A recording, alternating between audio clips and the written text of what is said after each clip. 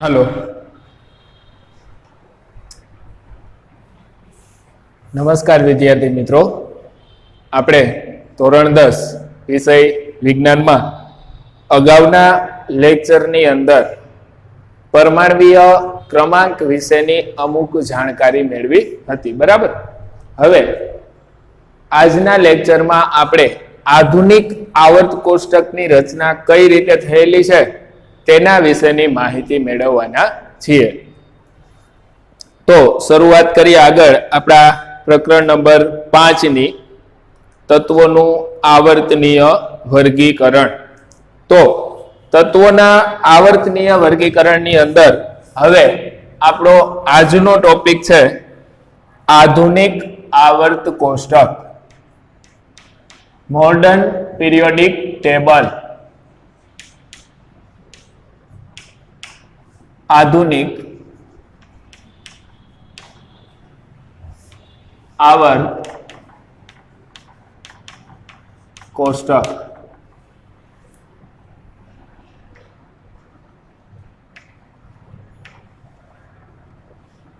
तो मैं तमने आगला लेक्चर में बात करी थी ईस्वीसन 1913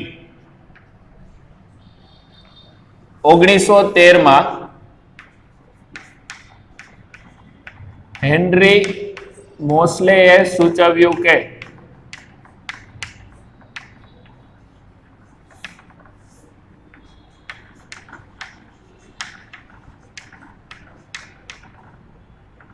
हेनरी मोस्ले शू सूचव्यु हतुं तो कि हेनरी मोस्ले एवं सूचन कर्युं के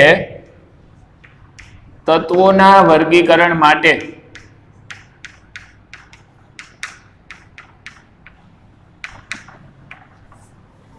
परमाणवीय दળ करता परमाणवीय क्रमांक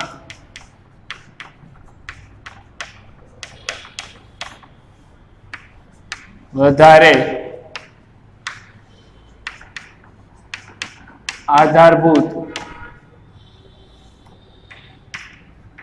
गुणधर्म है।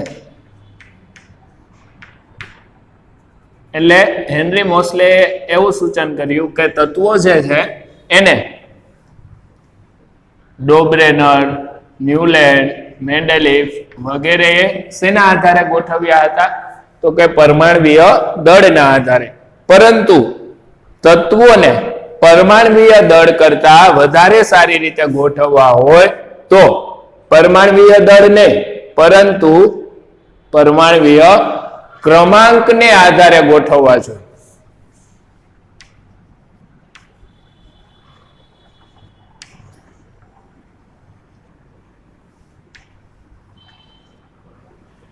हेनरी मोस्लेना आ सूचन ने स्वीकारवामां आव्युं के परमाणवीय दळना आधारे तत्वोने गोठवीए छीए तो मेंडेलिफना आवर्त कोष्टकनी अंदर पण समस्थानिकोनुं स्थान निश्चित नहीं थतुं, हाइड्रोजनना स्थान विषे चोक्कस माहिती नहीं आपी शकाती, परमाणवीय दळ एक सरखी रीते वधता नहीं बराबर।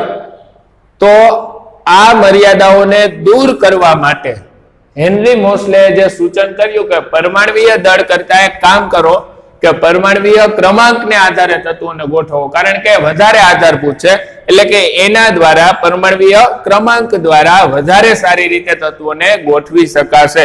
આવું સૂચન હેનરી મોસ્લેએ કરેલું બરાબર। એટલે આ સૂચનને આધારે મેન્ડેલિફના આવર્ત કોષ્ટકમાં ફેરફાર કરવામાં આવ્યો, મેન્ડેલિફના આવર્ત કોષ્ટકમાં સુધારો કરવામાં આવ્યો। એટલે હવે શું થયું તો કે આ સૂચનને આધારે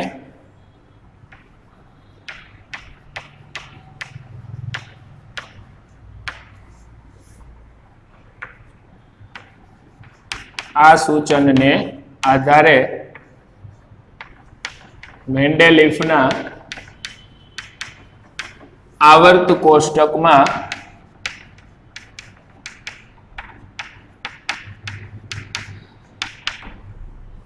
सुधारो करवामां આવ્યો।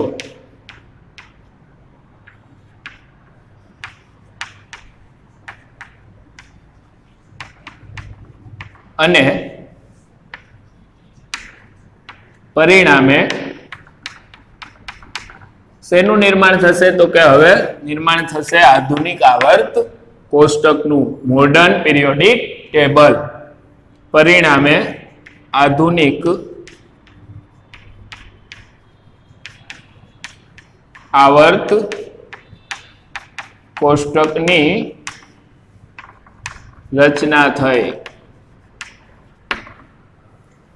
જે હેનરી મોસ્લે સૂચન કરવામાં આવ્યું, હેનરી મોસ્લે દ્વારા જે સૂચન કરવામાં આવ્યું હતું એ સૂચનને સ્વીકારવામાં આવ્યું અને એ સૂચનને સ્વીકારતા સ્વીકારતા ધીમે ધીમે મેન્ડેલિફના આવર્ત કોષ્ટકમાં સુધારા કરવામાં આવ્યા અને એ મેન્ડેલિફના આવર્ત કોષ્ટકમાં સુધારા કરતા કરતા અંતે આધુનિક આવર્ત કોષ્ટકની રચના થઈ. એટલે કે મેન્ડેલિફના આવર્ત કોષ્ટકનું સ્થાન છે એ કોણે લઈ લીધું? તો કે આધુનિક આવર્ત કોષ્ટકે મેન્ડેલિફના આવર્ત કોષ્ટકનું સ્થાન લઈ લીધું. હવે જે રીતે મેન્ડેલિફનો આવર્ત નિયમ હતો એમ આધુનિક આવર્ત નિયમ છે ઘણા બધા વૈજ્ઞાનિકોના મત અનુસાર આધુનિક આવર્ત કોષ્ટક તૈયાર થયેલું હતું. બરાબર, એટલે કોઈ વૈજ્ઞાનિકનું નામ નથી આપવામાં આવ્યું. જેમ મેન્ડેલિફે તૈયાર કર્યું હતું તો મેન્ડેલિફનું આવર્ત કોષ્ટક કીધેલું હતું, પણ પછી ઘણા બધા વૈજ્ઞાનિકોએ સાથે મળીને પ્રયત્ન કરેલો અને જે આવર્ત કોષ્ટક તૈયાર થયેલું ને એને નામ આપ્યું આધુનિક આવર્ત કોષ્ટક. બરાબર, કોઈ વૈજ્ઞાનિકના નામ ઉપરથી નહીં, પણ આધુનિક આવર્ત કોષ્ટક. એટલે જે રીતે મેન્ડેલિફનો આવર્ત નિયમ હતો, એક વખત ફરીથી યાદ અપાવી દઉં કે મેન્ડેલિફે પરમાણ્વીય દળ અને રાસાયણિક ગુણધર્મના આધારે આવર્ત કોષ્ટક તૈયાર કરેલું હતું. એટલે મેન્ડેલિફ છે ને એનો આવર્ત નિયમ એવો હતો કે તત્વના ગુણધર્મ તેમના પરમાણ્વીય દળના આવર્તનીય વિધેય છે. એટલે કે તત્વના ગુણધર્મ પરમાણ્વીય દળ બદલાય તે અનુસાર બદલાતા જતા હોય છે. પણ હવે આધુનિક આવર્ત કોષ્ટકનો જે નિયમ છે એ આધુનિક આવર્ત નિયમ તરીકે ઓળખાય છે. તો આધુનિક આવર્ત નિયમ શું છે એ આપણે યાદ રાખીશું શોર્ટ ક્વેશ્ચન માટે ખાસ, કે તત્વોના ગુણધર્મો તેમના એટલે કે તત્વોના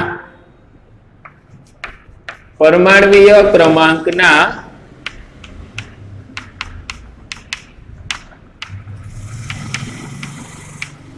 આવર્ત વિધેય છે. તો અહીંયા તમે જોઈ શકો છો કે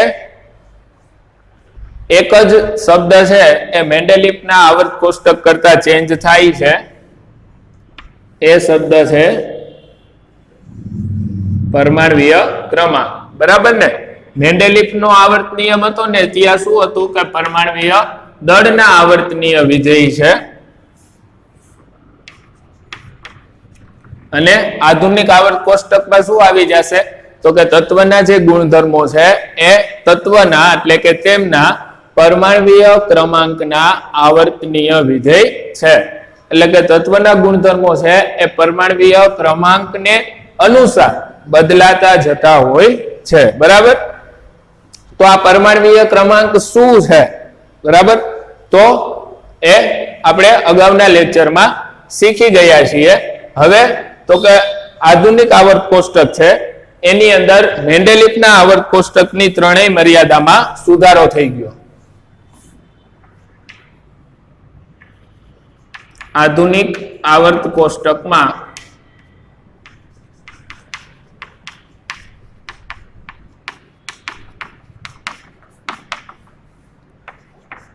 મેન્ડેલિફના આવર્ત કોષ્ટકની મર્યાદાઓ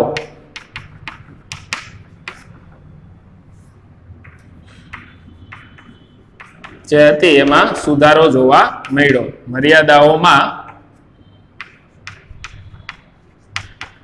સુધારો જોવા મળ્યો.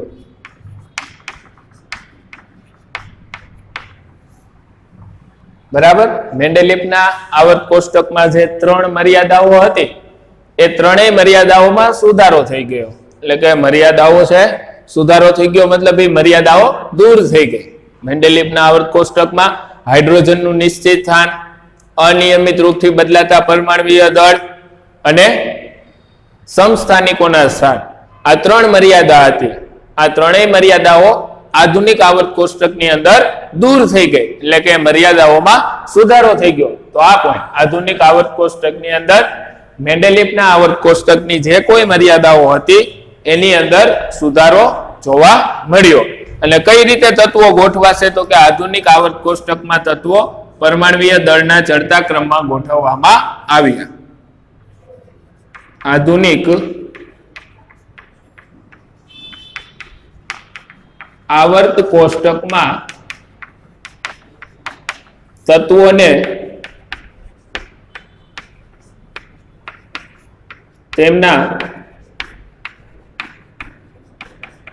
પરમાણ્વીય ક્રમમાં, બરાબર, જૂનું હતું મેન્ડેલિફનું એ પરમાણ્વીય દળના ચડતા ક્રમમાં તત્વોને એને ગોઠવ્યા હતા, સાથે રાસાયણિક ગુણધર્મોનો સહારો લીધો હતો. હવે અહીંયા પરમાણ્વીય ક્રમાંકના ચડતા ક્રમમાં તત્વોને ગોઠવવામાં આવ્યા.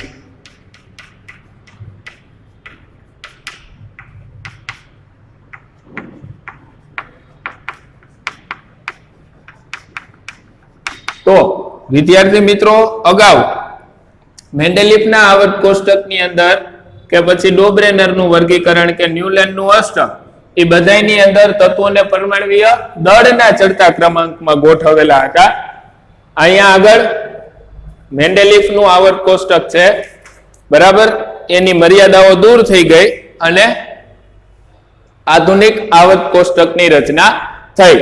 તો આ આધુનિક આવર્ત કોષ્ટકની અંદર તત્વોને કઈ રીતે ગોઠવ્યા, તો કે આધુનિક આવર્ત કોષ્ટકમાં તત્વોને તેમના પરમાણ્વીય દળ જે હતા એને બદલે પરમાણ્વીય ક્રમાંકના ચડતા ક્રમમાં ગોઠવવામાં આવ્યા. બરાબર, શેના ચડતા ક્રમમાં ખાસ યાદ રાખી લેજો, પરમાણ્વીય ક્રમાંક, જેને આપણે Z વડે દર્શાવીએ છીએ. બરાબર, હવે પરમાણ્વીય દળ છે એ કેટલું, તો એ હોય પ્રોટોન અને ન્યુટ્રોનની સંખ્યાના સરવાળા જેટલું. પણ પરમાણ્વીય ક્રમાંક કેટલો, તો કે પરમાણ્વીય ક્રમાંક તત્વમાં રહેલા પ્રોટોન કે ઇલેક્ટ્રોનની સંખ્યા જેટલો હોય છે. તો અહીંયા એક આપણે નોંધ લખી નાખીએ એટલે સાથે સાથે આપણને ફરીથી એ બાબત યાદ આવી જાય.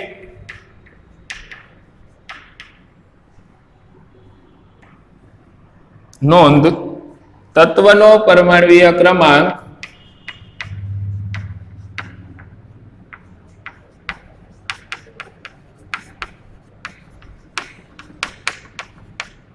તત્વમાં રહેલા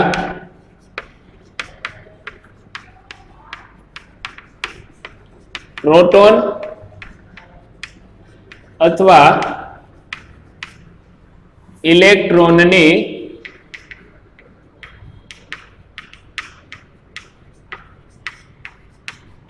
સંખ્યા જેટલો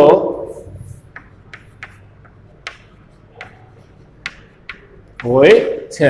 બરાબર, તો આ આપણી અગત્યની નોંધ થઈ જશે કે કોઈ પણ તત્વનો પરમાણ્વીય ક્રમાંક તે તત્વમાં રહેલા પ્રોટોનની સંખ્યા અથવા તો ઇલેક્ટ્રોનની સંખ્યા જેટલો હોય છે. હવે આવર્ત કોષ્ટકની જે રચના થઈ એ આવર્ત કોષ્ટક તમારા પાઠ્યપુસ્તકની અંદર આ રીતે પેજ આડું કરશો એટલે તમને વ્યવસ્થિત એના વિશેની જાણકારી આપેલી છે. એ જાણકારી વિદ્યાર્થી મિત્રો ખાસ હવે બધાને એક વિનંતી કે સાથે પોતાનું પાઠ્યપુસ્તક છે એ લઈ લઈએ. બરાબર, વિડીયોને થોડા સમય માટે પોઝ કરી સાથે તમારું પાઠ્યપુસ્તક રાખી લો.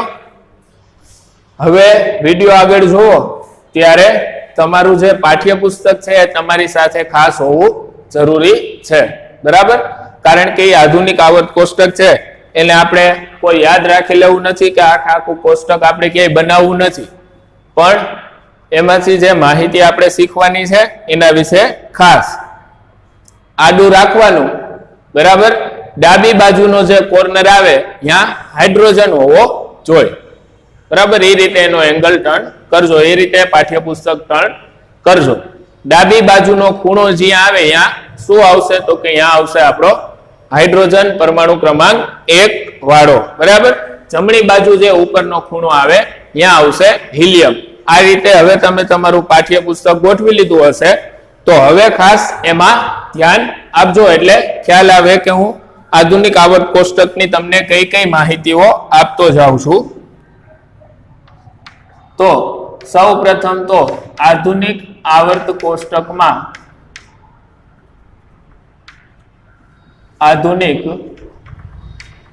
કોષ્ટકમાં મેન્ડેલિફના આવર્ત કોષ્ટકની જેમ જ છે આ ઊભા સ્તંભને સમૂહ કહે છે.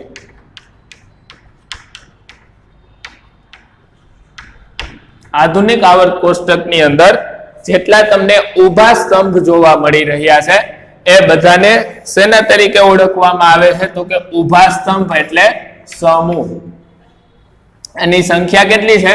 પાઠ્યપુસ્તકમાં જોઈ લો, જવાબ તમારા મનની અંદર વિચારી રાખજો. આધુનિક આવર્ત કોષ્ટકમાં સમૂહની સંખ્યા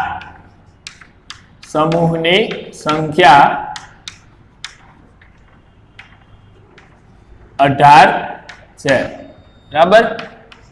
આધુનિક આવર્ત કોષ્ટકની અંદર સમૂહની સંખ્યા કેટલી છે? તો કે સમૂહની સંખ્યા છે 18. તો આ બાબત તમે મેન્ડેલિફના આવર્ત કોષ્ટક સાથે સરખાવતા જાઓ. કદાચ એક્ઝામની અંદર આપણને 2 માર્કના ક્વેશ્ચન તરીકે પૂછી નાખે કે તફાવત આપો મેન્ડેલિફનું આવર્ત કોષ્ટક ને આધુનિક આવર્ત કોષ્ટક. તો ઘણા બધા વિદ્યાર્થી મિત્રોનો તો આન્સર જ એવો, આવું અમને ક્લાસમાં શીખડાયું જ નથી.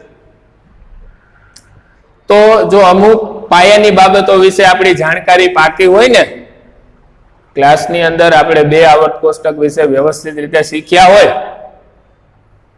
તો ચોક્કસ પ્રશ્ન આપણને શીખડાયું છે કે નહીં એ મહત્વનું નથી, પણ આપણે ચોક્કસપણે એ જવાબ એટેન્ડ કરી શકીએ, લખી શકીએ, બરાબર. એટલે થોડીક આપણી મેન્ટલ એબિલિટી એટલી ડેવલપ થવી જોઈએ. કદાચ આપણને મેન્ડેલિફનું આવર્ત કોષ્ટક અને આધુનિક આવર્ત કોષ્ટક વચ્ચેનો જો તફાવત પૂછાય ને, તો આપણે એ બાબત વિશે લખી શકવા જોઈએ કે મેન્ડેલિફનું આવર્ત કોષ્ટક પરમાણ્વીય દળના આધારે, આધુનિક આવર્ત કોષ્ટક પરમાણ્વીય સમૂહના આધારે. મેન્ડેલિફના આવર્ત કોષ્ટકમાં 8 સમૂહ હતા, આધુનિક આવર્ત કોષ્ટકમાં 18 સમૂહ છે. પછી આધુનિક આવર્ત કોષ્ટકમાં આડી હરોળને સમૂહ તરીકે ઓળખવામાં આવે છે. પણ એક ઉદાહરણ લઈ લઉં જેથી કરીને બધાને ખ્યાલ આવી જાય કે હું કોને સમૂહ કહું છું. તો hydrogen, lithium, sodium, potassium, rubidium, caesium અને ફ્રાન્સિયમ, આ જેટલા પણ તત્વો છે એ સમૂહ નંબર 1 ના તત્વો છે. Hydrogen, lithium, sodium, potassium, rubidium, caesium ને ફ્રાન્સિયમ વગેરે સમૂહ 1 એટલે કે પહેલો સમૂહ, બરાબર. પહેલો સમૂહ ના તત્વો છે.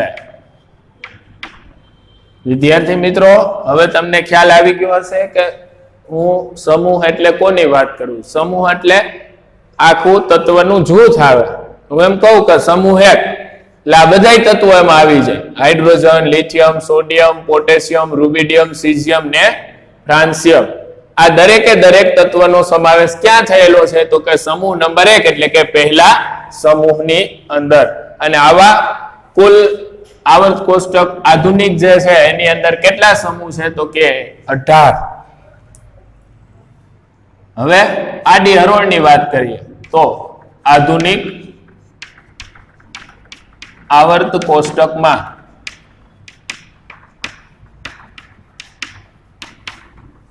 આડી હરોળને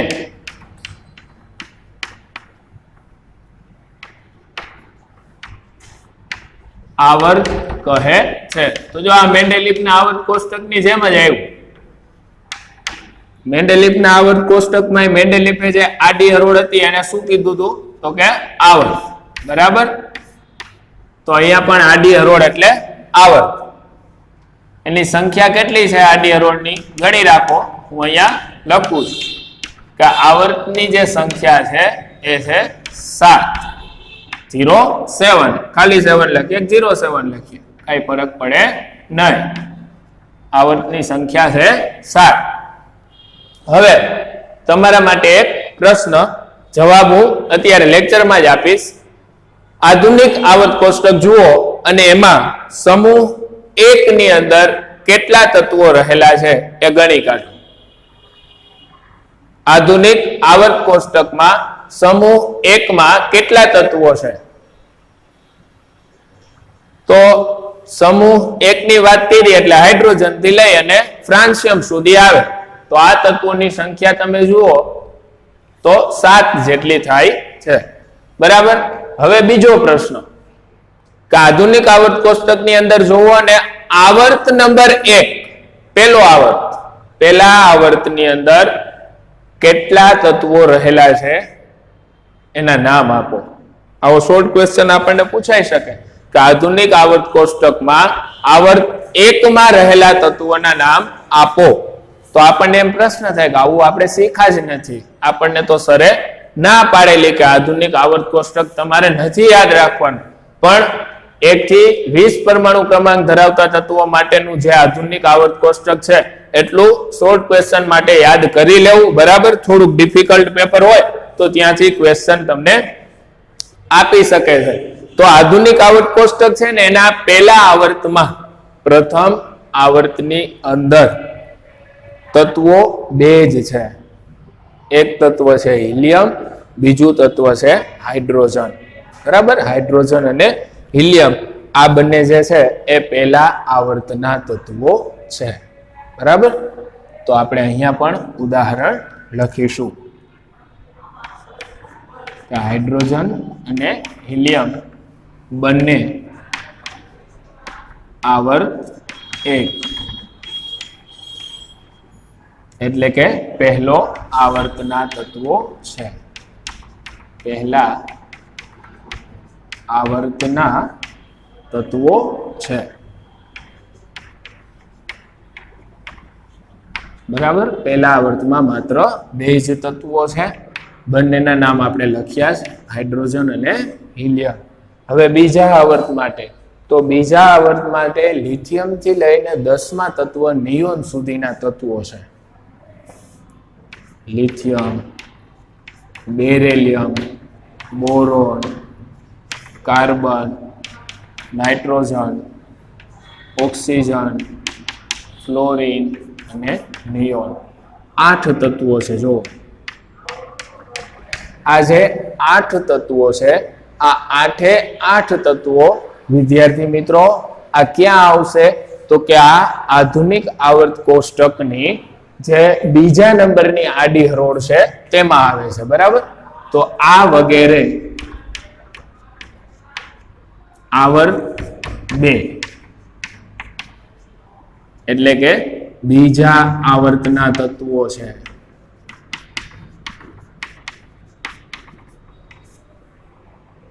તો હવે તમને આવર્ત અને સમૂહ વિશે ખ્યાલ આવી ગયો હશે. બરાબર. કે પહેલા આવર્તના કયા તત્વો છે, બીજા આવર્તના કયા તત્વો છે. બરાબર. આટલો ખ્યાલ આવી ગયો હોય તો બીજી મહત્વની બાબત હવે કે તમે એક પાઠ્યપુસ્તકના કલર વાઇઝ જો તો ગુલાબી એટલે કે પિંક કલરની આ રીતની એક લાઈન હશે જેની આજુબાજુમાં 6 તત્વો ગોઠવાયેલા છે. જમણી તરફ આધુનિક આવર્ત કોષ્ટકમાં જુઓ ત્યાં boron, silicon, germanium, arsenic, boron, silicon, સિલિકોનની નીચે જર્મેનિયમ, જર્મેનિયમની બાજુમાં આર્સેનિક જેની સંજ્ઞા છે AS, પછી ટેલુરિયમ અને પોલોનિયમ. આ જર્મેનિયમ એટલે GE, આર્સેનિક, આર્સેનિકની નીચે ટેલુરિયમ, ટેલુરિયમની નીચે પોલોનિયમ. તો આ જે 1 2 3 4 5 6 અને 7 તત્વો છે. આ તત્વો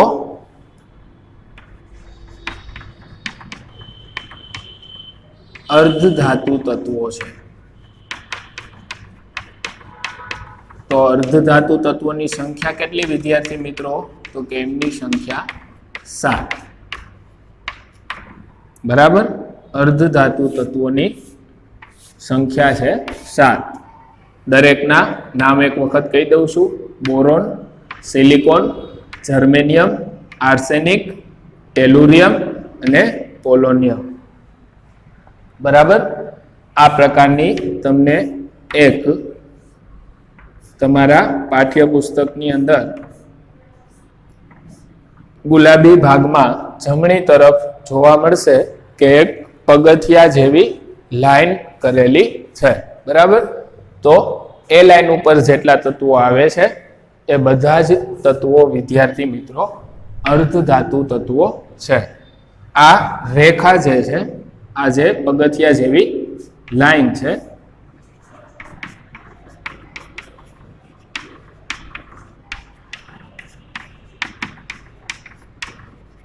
જે છે વાંકી ચૂકી રેખા, જેને ઇંગ્લિશમાં કહેવાય છે ઝિગઝેગ લાઈન. તો આ જે વાંકી ચૂકી રેખા એટલે કે ઝિગઝેગ લાઈન જે છે એ ધાતુ અને અધાતુ તત્વોને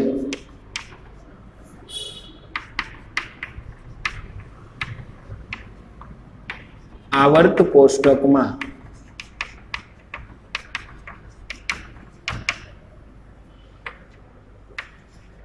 એકબીજાથી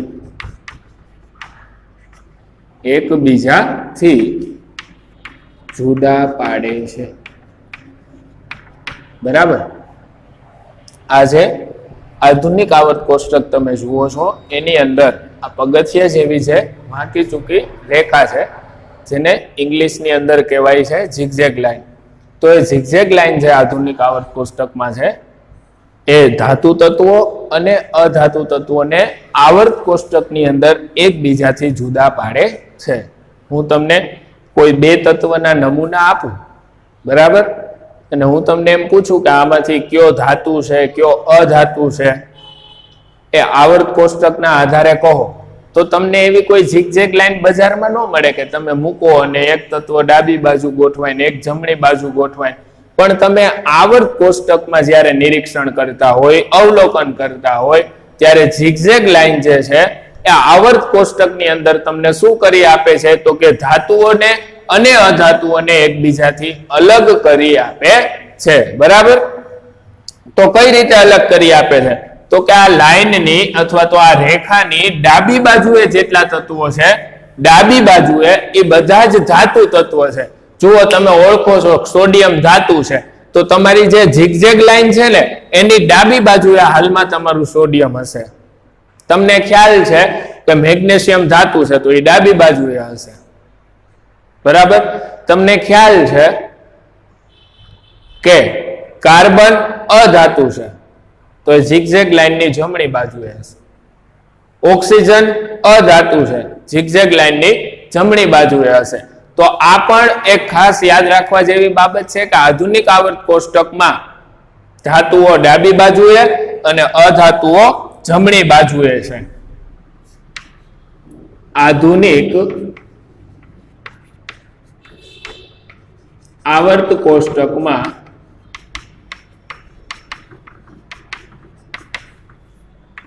ધાતુઓ ડાબી તરફ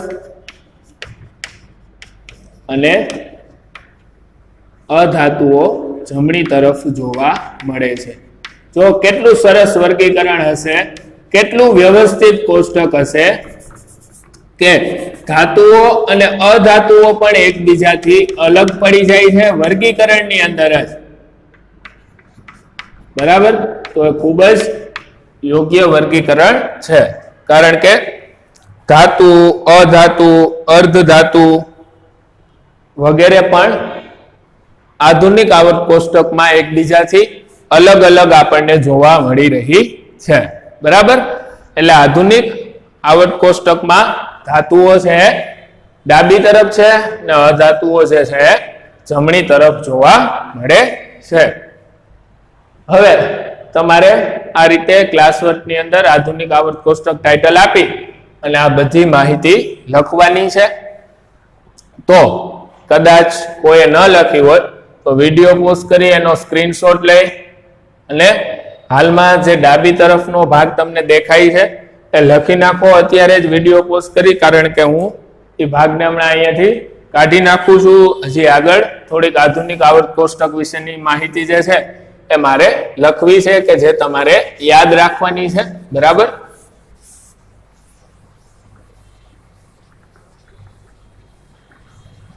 હજી થોડી અમથી માહિતી છે કે જેને તમારે યાદ રાખવાની થશે.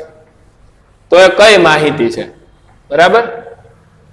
તો સૌ પ્રથમ તો આપણે એ જોયું કે હેનરી મોસ્લે સૂચન કર્યું, બરાબર, કે પરમાણ્વીય દળ કરતા પરમાણ્વીય ક્રમાંકને આધારે તત્વોને ગોઠવવા જોઈએ. જો આ રીતે ગોઠવશો તો એ પરમાણ્વીય ક્રમાંક છે વધારે આધારભૂત ગુણધર્મ છે, તત્વો વધારે સારી રીતે ગોઠવાઈ શકશે.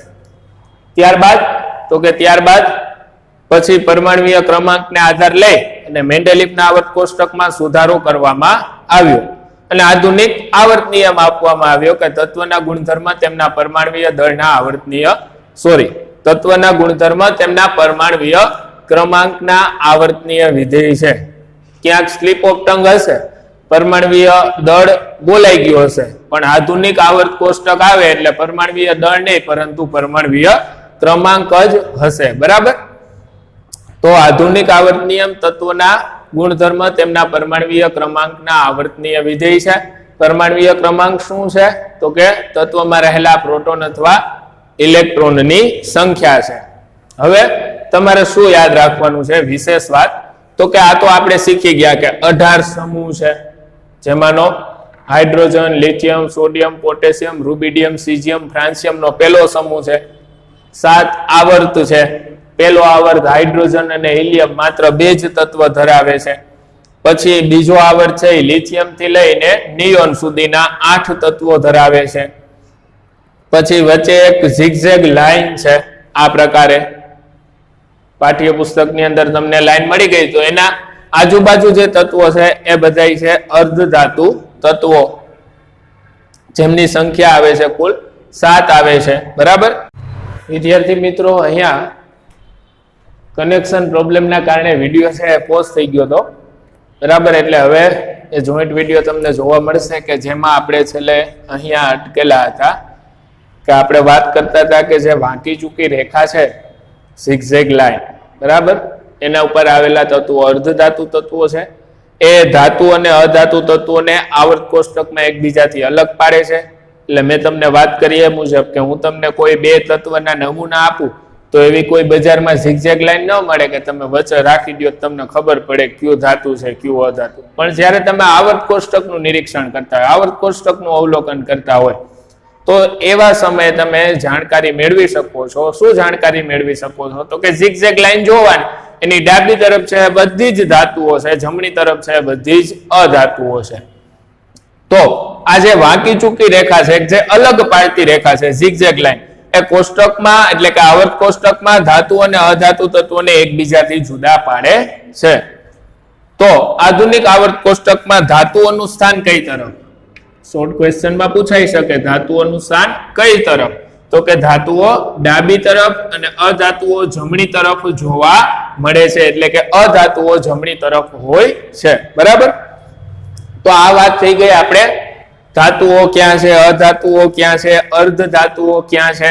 એ સિવાય તમને આવર્ત કોષ્ટકમાં જોશો ને તો નીચે 2 લાઈન અલગ કરેલી છે, એક્ટિનોઇડ અને લેન્થેનોઇડ. આ બંને અલગ જ તત્વોની શ્રેણી છે જે આવર્ત નંબર 6 અને 7 માં વચ્ચે આવે છે. બરાબર. એના વિશે હાલમાં આપણે કોઈ માહિતી મેળવવાની નથી. જો ભવિષ્યમાં તમે 11-12 સાયન્સ ભણતા હશો તો એના વિશેની માહિતી પણ મેળવશો. અત્યારે આપેલી છે તો કહી દો કે 2 અલગ શ્રેણીઓ છે જે 6થા અને 7મા આવર્તમાંથી અલગ પડેલી છે. ને સાતમો આવર્ત છે એ હાલમાં અધૂરો આવર્ત કહેવાય છે. નવા તત્વોની શોધ થાય એ સાતમા આવર્તમાં ગોઠવાતા જાય છે. સમૂહ 1 માં આવેલી ધાતુઓ, જો સમૂહ 1 ની અંદર જુઓ તો સમૂહ 1 ની અંદર જુઓ તો તમને ખ્યાલ આવશે કે સમૂહ 1 ની અંદર જુદી જુદી ધાતુઓ આવેલી છે. એમાં હાઇડ્રોજન એક ધાતુ નથી. તમને એમ થાય સર તમે તો હમણાં એમ કહેતા ડાબી બાજુ બધી ધાતુઓ છે, એક હાઇડ્રોજન છે એ અપવાદ છે, બરાબર, કે ડાબી બાજુ છે ધાતુ નથી પણ અધાતુ છે. એટલે ખાસ સ્વીકારી લેજો. હવે આગળ વધીએ કે સમૂહ 1 માં આવેલી ધાતુઓ તો કઈ કઈ ધાતુઓ છે, તો દરેકનું ધ્યાન હવે સમૂહ 1 પર હોવું જોઈએ. હાઇડ્રોજન એક નહીં આવે એ સિવાયની, તો કે lithium, sodium, potassium, rubidium, caesium અને ફ્રાન્સિયમ. એમાંથી તમે આ 3 વિશે જાણો છો, લિથિયમ, સોડિયમ અને પોટેશિયમ. તો આ જેટલી ધાતુઓ છે એ બધી ધાતુઓને સમૂહ 1 માં આવેલી છે, બરાબર. આલ્કલી ધાતુ તરીકે ઓળખવામાં આવે છે. તમે આ આલ્કલી વિશે છે એ ચેપ્ટર નંબર તમારું જે છે બીજું એસિડ, બેઝ અને ક્ષાર એની અંદર આના વિશેનો અભ્યાસ કરેલો છે કે આ આલ્કલી ધાતુઓ છે જેના પાણી સાથેની પ્રક્રિયાથી બેઝ બને છે, બરાબર. આમ તો કોઈ પણ ધાતુથી બને, પણ આ જે ધાતુઓ છે એને આલ્કલી ધાતુઓ તરીકે ઓળખવામાં આવે છે. લિથિયમ, સોડિયમ, પોટેશિયમ 3 યાદ રાખશો તો પણ ચાલશે. આગલી છે રૂબિડિયમ, સીઝિયમ, ફ્રાન્સિયમ. સંજ્ઞા છે RbCsFr વગેરે જે છે આલ્કલી ધાતુ છે. પછી એવો જ એક સમૂહ નંબર 17. તો સમૂહ 17 મો તમે જુઓ તો એમાં તમને તત્વ જોવા મળશે ફ્લોરિન, ક્લોરિન, બ્રોમિન, આયોડિન, આગળ તો કે એસ્ટેટાઇન અને ટેન્સેનિયમ.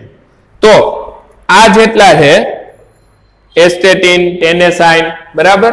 આ બેના નામ હું ભૂલથી ખોટા, એસ્ટેટિન અને ટેનેસાઇન. તો આ ફ્લોરિન, ક્લોરિન, બ્રોમિન, આયોડિન, એસ્ટેટિન અને ટેનેસાઇન આ બધાનો જે સમૂહ છે એ છે સમૂહ નંબર 17. તો આ સમૂહ નંબર 17 છે એને હેલોજન તરીકે ઓળખવામાં આવે છે. એ સમૂહ નંબર 17 નું નામ આપેલું છે હેલોજન સમૂહ. સમૂહ 17 ને કયા સમૂહ તરીકે ઓળખવામાં આવે છે, તો કે સમૂહ 17 ને હેલોજન સમૂહ તરીકે ઓળખવામાં આવે છે. અને હેલોજન સમૂહમાં કોનો સમાવેશ થાય છે, પહેલા 3 યાદ રાખીશું, ફ્લોરિન, ક્લોરિન અને બ્રોમિન. જે તમે ક્રિયાશીલ સમૂહ વિશે શીખ્યા હતા, એક હેલોજન ક્રિયાશીલ સમૂહ હતો જેમાં આ 3 તત્વો જ હતા, ફ્લોરિન, ક્લોરિન અને બ્રોમિન, બરાબર. આગળ સમૂહ નંબર 18 મો છે. સમૂહ નંબર 18 છેલ્લો સમૂહ એમ પણ કહી શકાય, છેલ્લો સમૂહ. સમૂહ નંબર 18 આધુનિક આવર્ત કોષ્ટકનો છેલ્લો સમૂહ. એમાં આવેલા તત્વો helium, neon, argon, krypton, xenon, radon અને ઓગ્નેસન. તો આમાંથી પેલા 3 વિશે તમે જાણો છો, પેલા 3 ને જ યાદ રાખજો, હિલિયમ, નિયોન અને આર્ગોન, ક્રિપ્ટોન, ઝેનોન, રેડોન અને ઓગ્નેસન. તો આ વગેરેનો જે સમૂહ છે, આ બધા તત્વોનો જે સમૂહ છે એને કહેવાય છે નિષ્ક્રિય વાયુઓનો સમૂહ. નિષ્ક્રિય વાયુઓનો સમૂહ.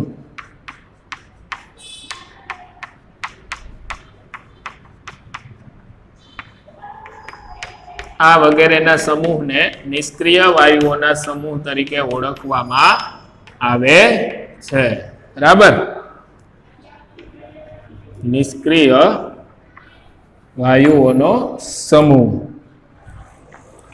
કેટલામાં નંબરનો સમૂહ, તો કે સમૂહ નંબર 18 જે છે એને નિષ્ક્રિય વાયુઓના સમૂહ તરીકે ઓળખવામાં આવે છે. તો નિષ્ક્રિય વાયુઓ ક્યાં ક્યાં છે, તો કે હિલિયમ, નિયોન, આર્ગોન, આ 3 ના નામ આપણે ખાસ યાદ રાખીશું. તો આવર્ત કોષ્ટકની અંદરથી તમારે આટલી બાબતો છે એ ખાસ યાદ રાખવાની છે. આ 3 સમૂહ વિશેની. સમૂહ પહેલો, સમૂહ 17મો અને સમૂહ 18મો. પહેલાની અંદર આલ્કલી ધાતુઓ છે, લિથિયમ, સોડિયમ, પોટેશિયમ. 17માની અંદર તો કે 17મો સમૂહ હેલોજન સમૂહ છે, ફ્લોરિન, ક્લોરિન, બ્રોમિન. 18મો સમૂહ નિષ્ક્રિય વાયુઓનો સમૂહ છે, હિલિયમ, નિયોન, આર્ગોન, બરાબર. તો આ બધી બાબતો છે એ તમારે આધુનિક આવર્ત કોષ્ટકમાંથી યાદ રાખવાની છે, જે શોર્ટ ક્વેશ્ચનની અંદર તમને પૂછાઈ શકે છે, બરાબર. હવે તો કે આધુનિક આવર્ત કોષ્ટક વિશેની જેટલી ચર્ચા કરવાની હતી એમાંની મોટા ભાગની ચર્ચા અહીંયા પૂર્ણ થાય છે, કાંઈ બાકી રહેતું નથી, બરાબર. તો આટલી બાબતોને તમારે આધુનિક આવર્ત કોષ્ટકની અંદરથી યાદ રાખવાની છે. કેટલા સમૂહ છે, કેટલા આવર્ત છે, બરાબર. અને શક્ય હોય તો 1 થી 20 પરમાણુ ક્રમાંક ધરાવતા તત્વો, 1 થી 20 પરમાણુ ક્રમાંક ધરાવતા તત્વો કયા સમૂહમાં અને કયા આવર્તમાં આવે છે, આ પણ જો શક્ય હોય, જો આપણાથી યાદ રહી શકે એમ હોય તો આ પણ યાદ રાખવા જોઈએ. બરાબર.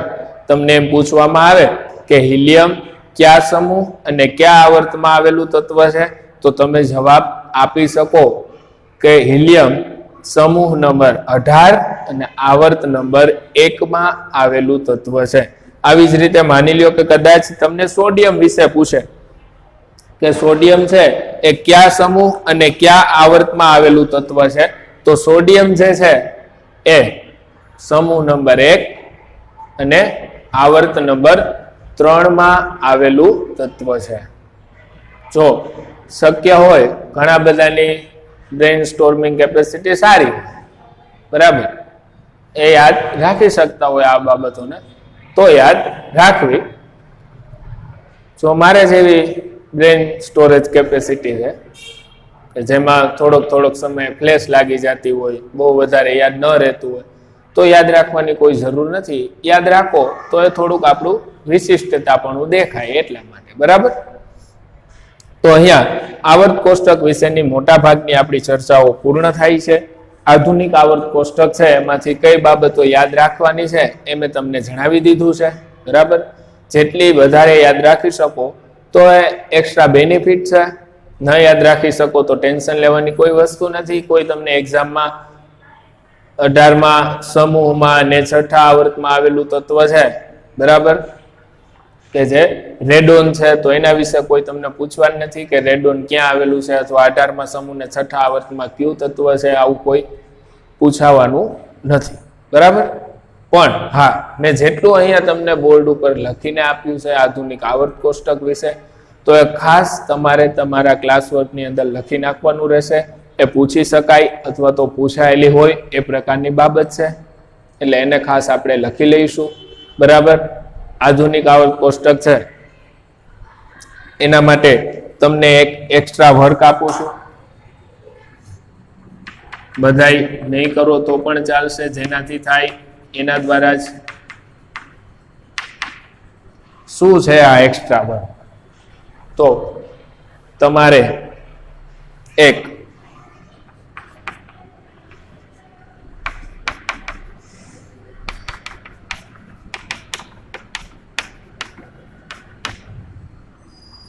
A2 સાઇઝ ધરાવતી હોય, તમારા જે બુકના પેજ છે જેમ A4 સાઇઝના છે એવી રીતે A2 સાઇઝની એક વ્હાઇટ શીટ તમારે સ્ટેશનરીમાંથી લઈ, A2 સાઇઝ ખાસ ધ્યાનમાં રાખજો, A2 સાઇઝની શીટ છે સ્ટેશનરીમાંથી લઈ અને તમને જે પાઠ્યપુસ્તકમાં આધુનિક આવર્ત કોષ્ટક જે આપેલું છે, બરાબર, એ બેઠું આધુનિક આવર્ત કોષ્ટક છે. અત્યારે તમે ફ્રી જો, સ્કૂલનો તમે પૂરો સમય અહીંયા આવતા નથી, જો આવતા હોત તો 8 કલાક ભણવાનું, એના કરતા ઘણું જ ઓછું વર્ક કરો છો, બરાબર. અને કદાચ વધારે કરતા હોય તો થોડોક ઓવર ટાઈમ લેખે, ફરજિયાત વર્ક નથી. પણ A2 સાઇઝની એક વ્હાઇટ શીટ લે, તમને પાઠ્યપુસ્તકમાં જે આવર્ત કોષ્ટક આપેલું છે એને યોગ્ય માપ સાઇઝમાં વ્યવસ્થિત A2 સાઇઝમાં બેસાડી અને એ સરસ મજાનું આવર્ત કોષ્ટક છે એ તૈયાર કરવાનું રહેશે, બરાબર. જેટલા લોકો તૈયાર કરે એ લોકો ખાસ એક સૂચના નોંધી લેજો કે એનો વ્યવસ્થિત A2 સાઇઝની શીટનો ફોટો પાડી હું તમારા વોટ્સએપ ગ્રુપની અંદર છું, બરાબર, તો એમાં મને ખાસ સેન્ડ કરવો. કેટલા વિદ્યાર્થીઓ આ બાબતમાં રસ ધરાવે છે એવી પણ અમને અહીંયાથી જાણકારી મળી શકે, બરાબર. એટલા માટે છે એક્સ્ટ્રા વર્ક છે, જો થઈ શકે તો જ કરવાનું છે. તમે તમારો સમય લઈ શકો છો, પણ વિડીયો અપલોડ થઈ ગયો, બરાબર, વિડીયો જ્યારે તમે આ લેક્ચર જુઓ છો મતલબ કે ત્યારથી લઈ અને મેક્સિમમ 10 ડેઝ, બરાબર, હું જોઈ લઉં કે આજે વિડીયો અપલોડ થઈ ગયો છે જે આ વર્ક આપ્યું છે ને એના 10 દિવસની અંદર તમારે મને એ સીટનો ફોટો મોકલી આપવાનો રહેશે. 10 દિવસ પછી કરો છો છતાં પણ મોકલશો તો ચાલશે, પણ 10 દિવસમાં જેને કર્યું છે વર્ક હું ખાસ જોવાનો છું. મરજિયાત છે, ફરજિયાત નથી. બરાબર? તો સમય મળે તો આ વર્ક ચોક્કસપણે કરજો, મજા આવશે. એક આવર્ત કોષ્ટક આપણે તૈયાર કર્યું છે, A2 સાઈડની સીટમાં યાદગીરી રૂપ પણ રહેશે. જો સમય નથી મળતો તો કાંઈ વાંધો નહીં, તો નહીં કરો તો પણ ચાલશે. આવર્ત કોષ્ટક વિશેની માહિતી અહીંયા પૂર્ણ થાય છે. તમે ખાસ આવર્ત કોષ્ટક જો દોરી રાખેલું હશે ને તો નેક્સ્ટ લેક્ચરની અંદર હું તમને જે શીખવવાનો છું ને કે આધુનિક આવર્ત કોષ્ટકમાં કોઈ તત્વને સ્થાન કેવી રીતે મળે, એટલે કે આધુનિક આવર્ત કોષ્ટકના સમૂહ 1 અને આવર્ત 1 માં હાઇડ્રોજન જે સ્થાન શા માટે મળે, હિલિયમને સ્થાન શા માટે ન મળે, તો આના વિશેની ચર્ચા આધુનિક આવર્ત કોષ્ટકમાં કોઈ પણ સમૂહમાં અને કોઈ પણ આવર્તમાં તત્વને ક્યારે સ્થાન મળે એના વિશેની ચર્ચા આપણે નેક્સ્ટ લેક્ચરમાં કરવાના છીએ. બરાબર? એ ચર્ચા પણ આજના લેક્ચરની જેમ થોડીક લેન્ધી હશે, લેક્ચર મોટો જ થશે તો જ એ આખો ટોપિક કવર અપ કરી શકાય એમ છે. એટલે નેક્સ્ટ લેક્ચરમાં મળીશું ત્યારે આધુનિક આવર્ત કોષ્ટકમાં તત્વો કઈ રીતે સ્થાન મેળવે છે એના વિશેની આપણી ચર્ચાને આપણે આગળ વધારીશું. ત્યાં સુધીમાં તમે ક્લાસ વર્કમાં જે લખવા આપ્યું છે એ ફરજિયાત છે, બધા કરી રાખજો. ને જો ટાઈમ મળે તો એક્સ્ટ્રા વર્ક ચોક્કસપણે કરજો. ચાલો નેક્સ્ટ લેક્ચરમાં આપણે ફરી પાછા મળીશું.